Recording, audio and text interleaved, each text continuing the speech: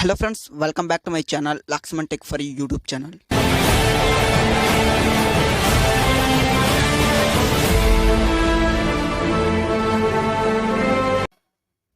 Friends మీ ఫోన్లో కనుక ఫింగర్ ప్రింట్ లాక్ని యూజ్ చేస్తున్నట్టుగైతే మీ ఫోన్ని అన్లాక్ చేసినప్పుడైతే మీ ఫింగర్ ప్రింట్ లాక్ స్లోగా అయితే ఓపెన్ అవుతున్నట్టుగైతే నేను చెప్పిన ఈ ట్రిక్ కనుక మీరు యూజ్ చేసినట్టుగైతే మీ ఫోన్ యొక్క ఫింగర్ ప్రింట్ లాక్ అయితే చాలా స్పీడ్గా అయితే ఓపెన్ అవడం అయితే చూస్తా ఫ్రెండ్స్.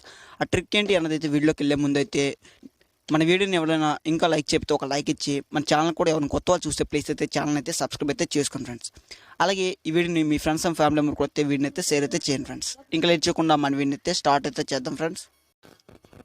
దీని గురించి మీరు ఏం చేయాలంటే మీ ఫోన్లో ఉన్న సెట్టింగ్స్ని అయితే ఓపెన్ అయితే చేసుకోండి. ఓపెన్ చేసిన తర్వాత మీ ఫింగర్ ప్రింట్ లాక్లోకి అయితే ఒకసారి అయితే వెళ్ళండి ఫ్రెండ్స్. ఈ విధంగా మీ ఫింగర్ ప్రింట్ లాక్ని అయితే ఒకసారి అయితే ఓపెన్ అయితే చేసుకోండి.